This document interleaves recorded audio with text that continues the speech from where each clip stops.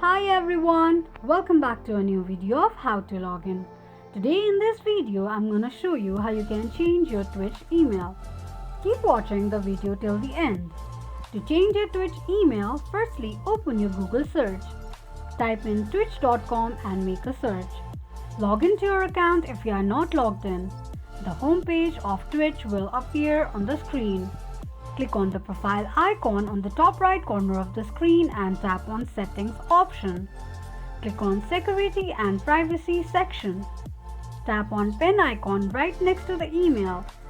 Enter your new email and confirm your new email by re-entering it, then click on Save. This is how you can change your Twitch email quickly and easily just in few steps. If you have any thoughts or queries, let us know in the comment section.